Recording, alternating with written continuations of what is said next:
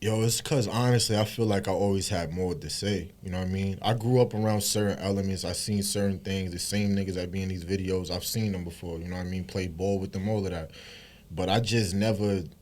To me, it never made sense. I felt like we had way too many examples for us to still be doing that same shit. Not that I don't love that music, because everything has its time and place. But like, I never looked at that shit as that's what you should be doing, though. You know what I mean? And that's kind of where I separate from. I was blessed with a little bit more foresight or maturity than my peers. You know what I'm saying? Or maybe it's not a blessing. It's just the men who grew me up. Kind of taught me that way. Fuck your life. You watching Hip Hop Gems TV, you heard? Yes, indeed. We are back yet again with another gem. But today, very, very, very, very, very, very special guest. I think this shit was probably like a year in the making, possibly. Yeah, bro. Right? I think about a year in the making. Shout out to Coach putting the play together for this. And shout out to you for even popping out and giving me your time. Appreciate you, bro. We got to know none other than, Ja King of the Divine is here. Peace, bro. How y'all doing, son? Word. My brother, how are you? I'm doing good, bro. You know what I'm saying? Just working, same old shit. Nothing new. Let's jump right into this shit, man, because I got so much to fucking ask you, man. One of the things I want to ask you is the name. How did you come up with the name? So basically, my middle name is actually Ja King. You know what I'm saying? But my mother told my father like I would never get a job, so it was supposed to be my first name. You know what I mean? But yeah, that's how that went. And I kind of just roll with it. You know what I mean? I seen an interview of Kendrick say something one time about how he removed the K dot thing from his real name at first, and how he stepped into his real name, and it kind of was supposed to show his way of putting himself in his music. So I like that idea. Dope shit, man. There's so much I want to get into as far as your artistry, your style of hip hop, and just I want to say just like your upbringing in general. It seems like there was you had somebody, definitely a older figure, somebody was around to show you something. So who was that person to get you to this point? I mean, I grew up around music, and I grew up around a lot of like, I would say, strong men who were like in music or just love music. So they taught me things. Like I would say my father, he was into the era of the Helter Skelters, you know what I mean, the Buckshots, a lot of that early underground 90s shit. And then I'll go to my grandfather's crib and we bumping Spoonie G, you know what I'm saying, Eric B and Rakim, Tim Dog and all of those cats from, the 80s. And I kind of just got everything, from just the men in my family, or men that was on the block that I grew up with. I think that's something that is important. Even speaking as a father, as myself, I know how important that figure is, and how important just even like passing down, whether it be gems or just passing down that knowledge of music. And sometimes I think sometimes we play into this whole thing of like, oh man, they not paying attention, but in reality, the kids are, man. Right. You know what I'm saying? They are. And shit, man, I think you attest to that. You are definitely a huge example of that. Yeah, I mean, most definitely. I always joke with my father. I think the worst thing you could have did was play me shit like it was Illmatic at 6 years old. You know what I mean? Or play me just certain records. Poor Righteous Teachers, things that changed and altered how I thought completely. You know what I mean? It was just music, but to me, at a young age, I'm thinking these dudes were speaking from, I don't know, you know what I'm saying, somewhere from an upper echelon. Like, I couldn't put together how niggas could write certain things, and, I was just infatuated by it. How does your father feel about your music now when he hears it? He definitely like it. My father's he don't say too much, but I know his energy. I know how to read him, and yeah, he definitely give me that head nod at times when he likes something, and then it feels good. Just dope shit, Word. brother. Word. I want to jump into standing out, and I think for me that's huge because you 23, correct? Yeah, 23, man. You being 23, we obviously know like where the city's going right now as far as drill music. And, whether it be drill or trap or whatever, you kind of not taking that route. Why is that? Yo, it's because honestly, I feel like I always had more to say. You know what I mean? I grew up around certain elements. I seen certain things. The same niggas that be in these videos, I've seen them before. You know what I mean? Play ball with them, all of that. But I just never. To me, it never made sense. I felt like we had way too many examples for us to still be doing that same shit. Not that I don't love that music, because everything has its time and place. But like, I never looked at that shit as that's what you should be doing, though. You know what I mean? And that's kind of where I separate from. I was blessed with a little bit more foresight or maturity than my peers. You know what I'm saying? Or maybe it's not a blessing. It's just the men who grew me up. Kind of taught me that way. So, yeah. In a way, it is. Mm-hmm. I mean, because I would say, like, yo, that kind of example, it keeps you away from that extra shit, so to speak. And I'm not saying that nobody else ain't had that example, but I think when you have those key examples, or when you have those men in your life, or when you have people in your life, general, that's giving you that that proper direction or that right direction, that keeps you on that righteous path, so to speak. Right, and I want to say another thing. I don't think we live in one of the illest eras ever. And like, to be black and to be young, I feel like a lot of this shit is self-inflicted. You know what I'm saying? And niggas want to be dumb. So that's another reason why I kind of be like, nah, I don't feel like we grew up in the 80s or 70s where like that was your option. You feel me? It's mad shit you could do. You just can't be lazy. You got to want to read or master a craft. And a lot of kids right now, my age, they don't value mastering something no more. They just want to be lit and look cool. Fire. You being, I know, like, you big on books and philosophy. Was that something that you discovered yourself, or was that something that was also passed down to you as well? Well, it go back to the father figure and the men in my life. A lot of them dudes were readers, were like scholars, and even though they worked jobs, they was always into different things, so they passed down different things to me. And I really want to give it to my pops, because whenever I would go through certain things in my life, or like, have certain issues, the nigga would just ask me questions. He would never like, yo, do this, or always help me out. He would just ask me certain things in a certain way, and it'll make me think. You know what I mean? I was never the victim. It was always, what did you do? And that changed me. Yep. I know you used to play ball. Yeah. When did you decide to give that up and kind of pursue this rap shit? So I like to say, son, I was always into rap and art my whole life. Not even just writing rhymes, just art. Period. I would watch art documentaries. I would study different forms of art, whether it be film or whatever. But it was when I turned like around 16, 17, my love for the game started to like go away.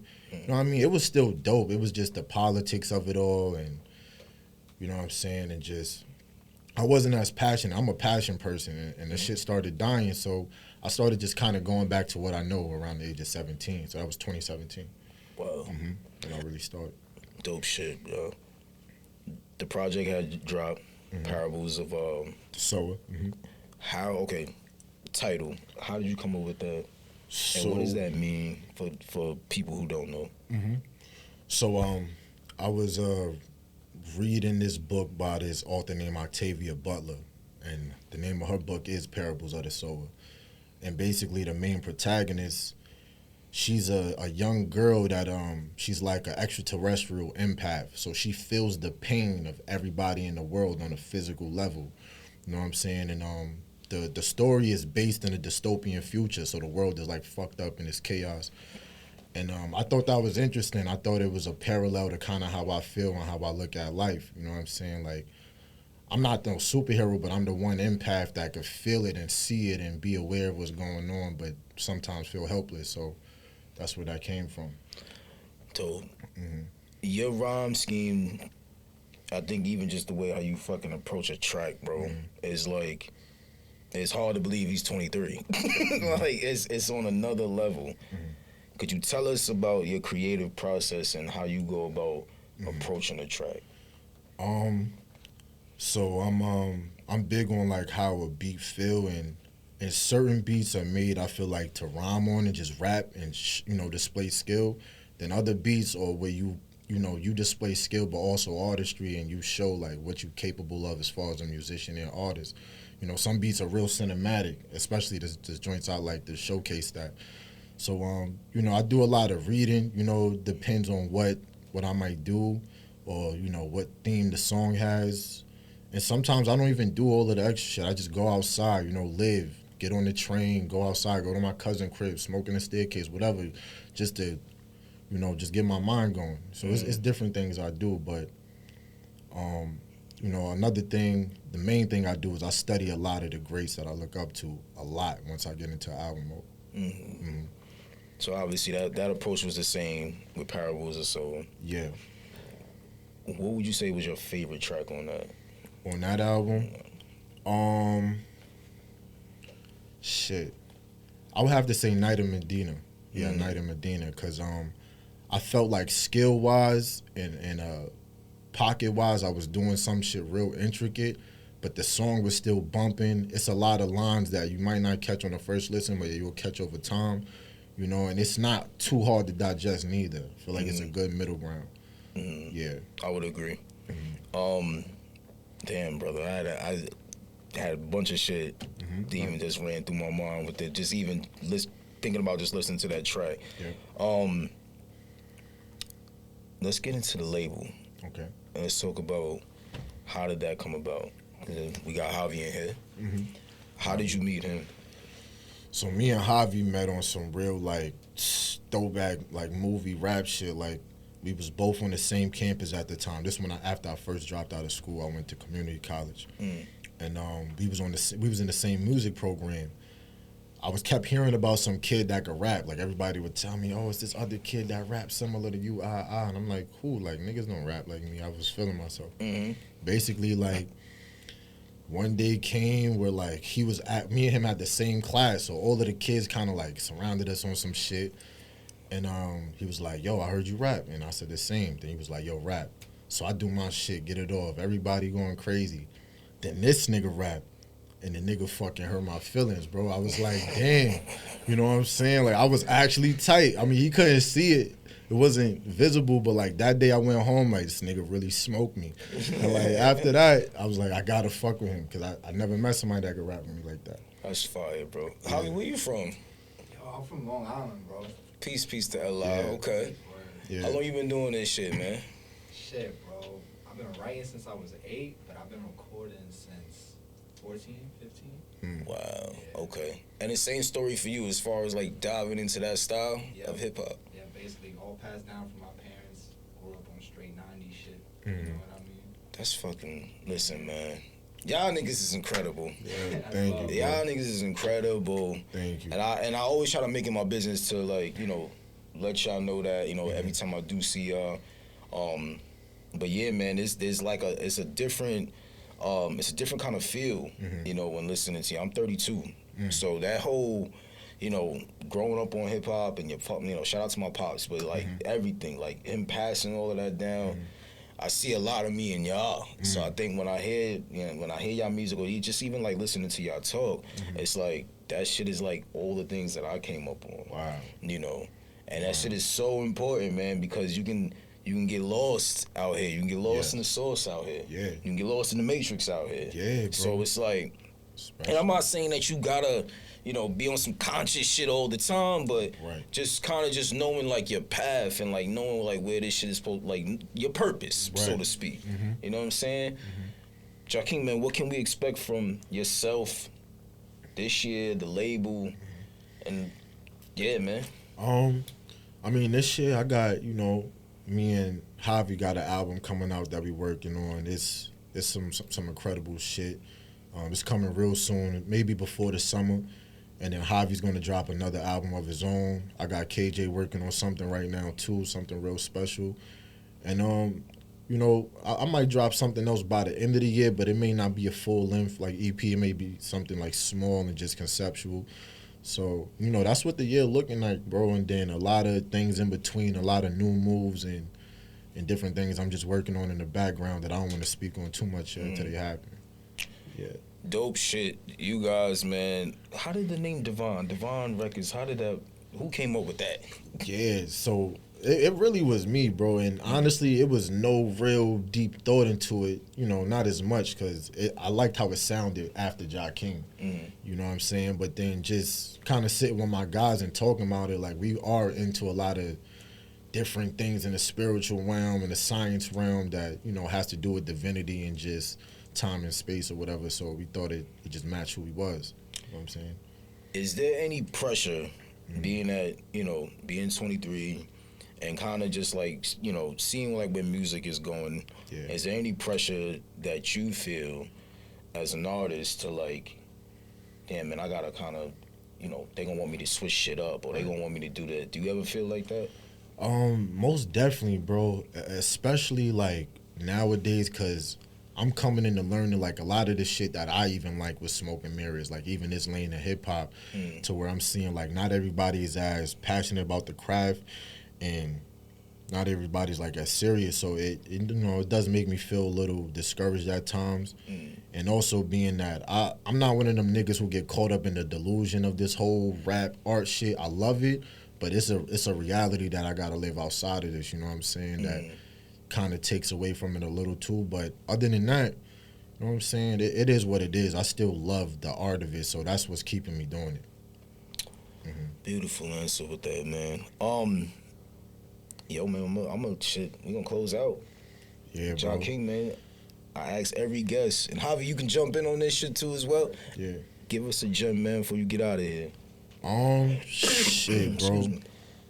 Honestly, I would tell niggas like, yo, just keep working. You know, as cliche as it may sound, be you and figure out who you are, bro. By, you know, working out, reading, spending time to yourself, writing, and just getting right with nature, boy. That's how you gonna figure that shit out. Not being outside with niggas and doing the whole nine. You know what I'm saying? Beautiful. Yeah. Javi?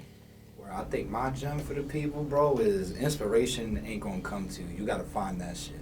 Right. So go out, live, experience, like he said, to find that inspiration that gets you to create. Because that's just not just gonna come out of thin air. You know what I'm saying? You gotta work towards that shit. Wow. Fellas, much love to y'all. Much success to y'all. Appreciate it, bro. And before I get out of here, man, I remember you had when Black Sun Zoo came out. Yeah. I remember you had asked me a review for that, and I couldn't even. I can't. For me, you don't listen to you and give you. For me personally, that's some shit I needed you to like see. I needed you to. And I finished telling. I just was telling Coach that shit. I need you to see my emotion and how that shit made me feel like when I first heard you. Pause. So it's like. Incredible MC, man. Incredible. The project Black Sun Zoo was incredible. This joint right here was incredible. I don't think there's one word to describe you and Javi and the things y'all doing over at Divine as just like MCs. I think that this shit is like, I'm gonna say it on camera, it's fucking God level. And I think you guys are the future. So when we talk about MCs and like, oh, you know, New York has, you know, lost this shit. I'm gonna talk about shit for a second. Right. And you know, New York has lost its spunk or whatever. With you guys coming up, that shit is far from true. Right. That shit is far from true. And I think you guys are going to like, they're going to continue to shake shit up. You know what I'm saying? And that shit is what we wear on our shoulder, bro. Like, it's not dead for real. It's still somebody in the crevices of all this shit that's still thinking, that's still studying the greats, that's still writing every day, trying to not only just rap good, but give you a body of work. You know what I'm saying? Like, we put in that extra work. So, you know, everybody could look at us that way. You know what I'm saying? Absolutely. Yeah. And then it's young niggas that's going to be looking up to y'all. Yeah, bro. That's coming up. And the beautiful thing is I've been seeing that shit already. Like, even niggas my age who say, like, they want to change up what they doing because they see what I'm doing. You know what I'm saying? So, it's possible, bro. We just got to keep doing this shit. Again, we're standing out. I mean, y'all being able to, like, walk your own path. Yeah. You know what I mean?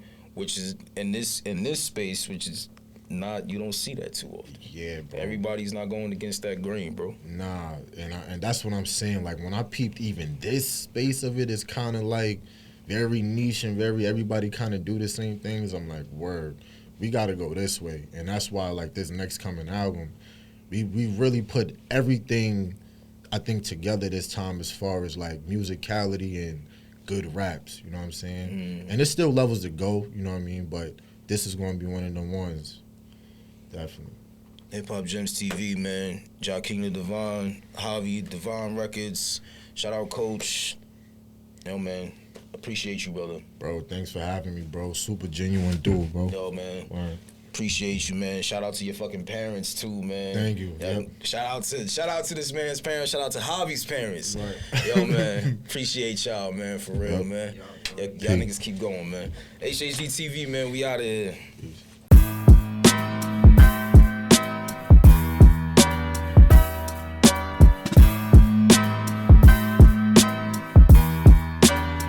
Sierra Beats with